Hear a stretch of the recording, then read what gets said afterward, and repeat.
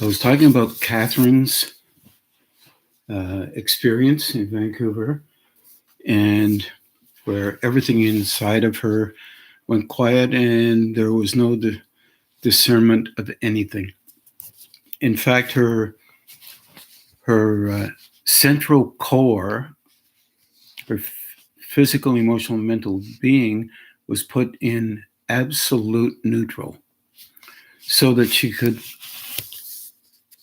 perhaps as time goes on, get stronger in her ability to see not only herself in action, but also others around her in action, and see that they were not uh, negating or implementing negation on her territory, because this is the way it actually begins to operate.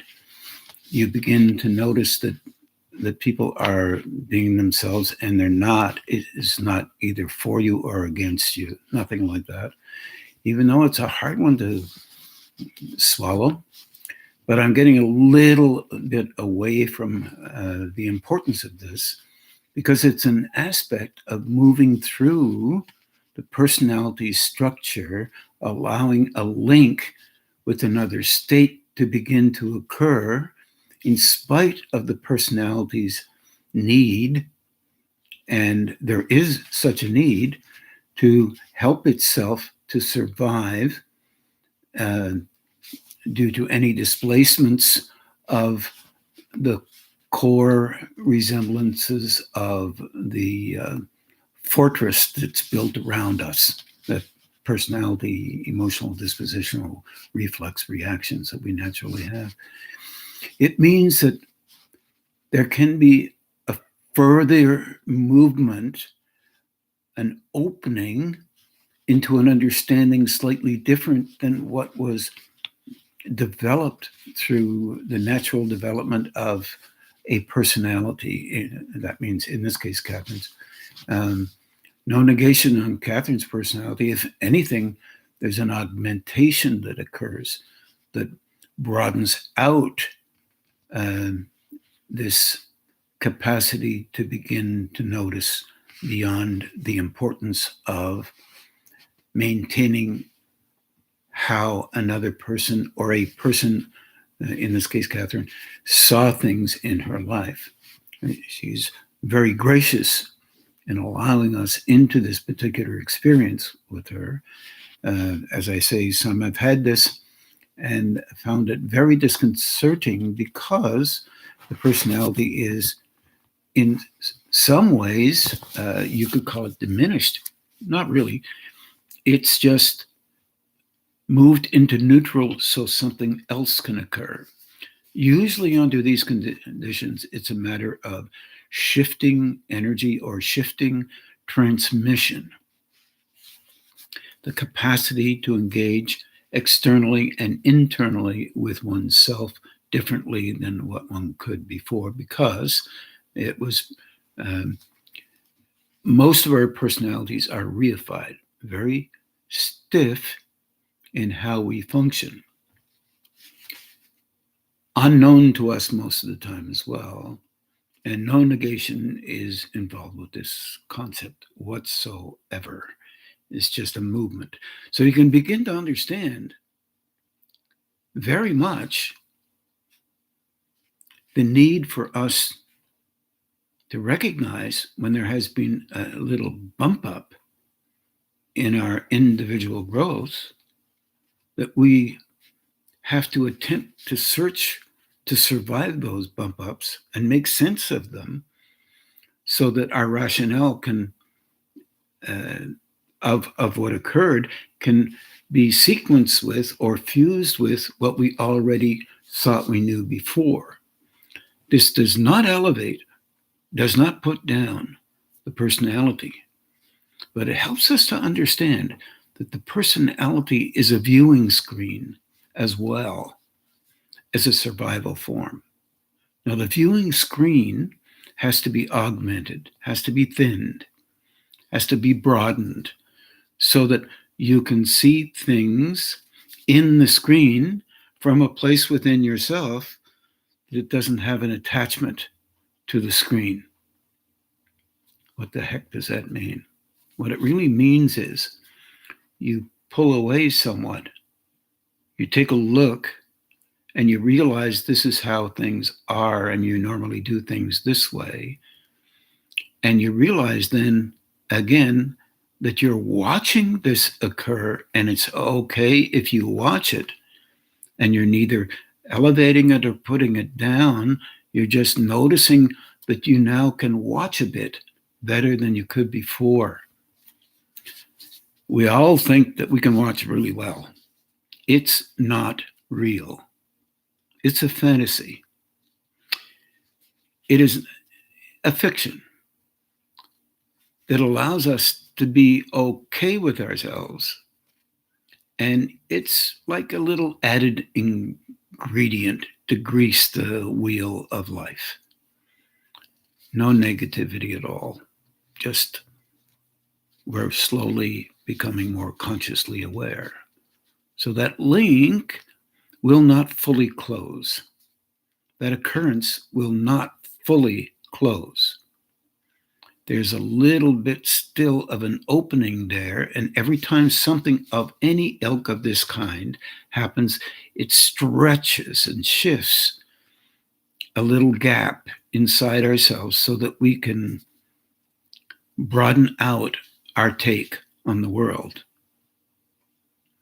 We are so focused and so trained on commenting on the world and discussing it and calling it right, calling it wrong, calling it this.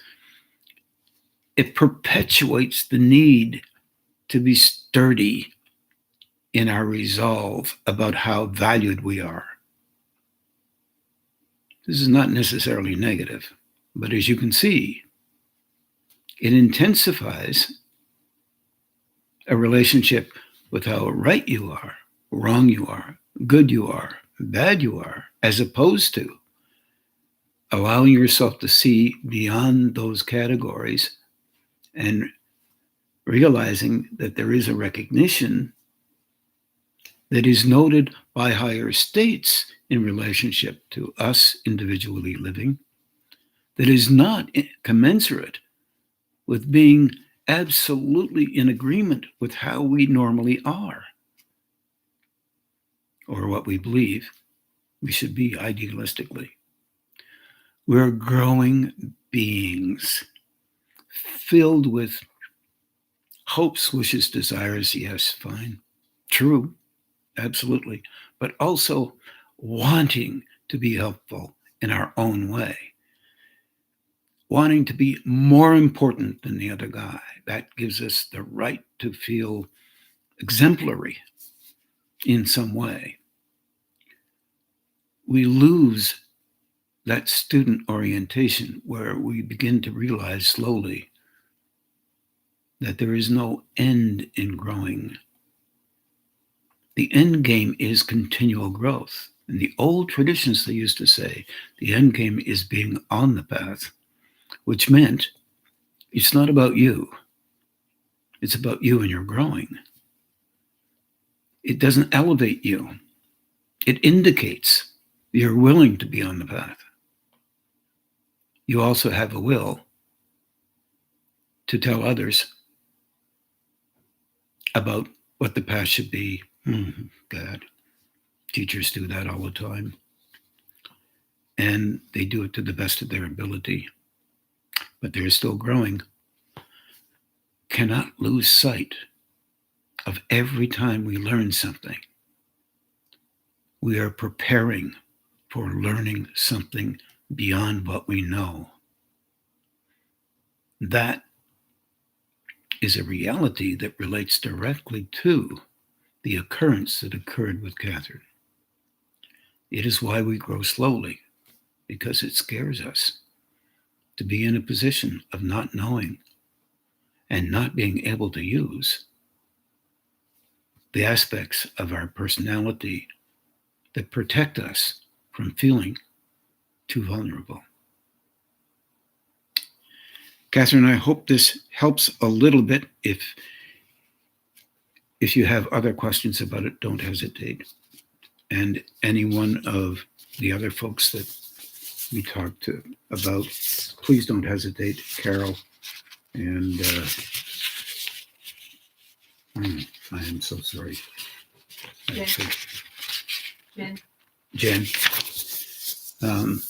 Please don't hesitate to email me and ask for clarification or whatever that may be.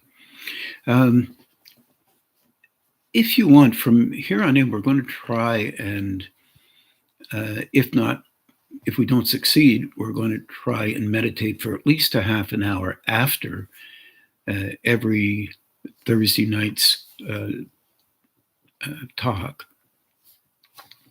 And if we can't get it online, don't hesitate to do it after, because it's kind of pulling in any energy that may be there and using it for a purpose of broadening out your own relationship with growing. Remember, you are growing through you, and the you that you have is important enough to be growing through, but it's like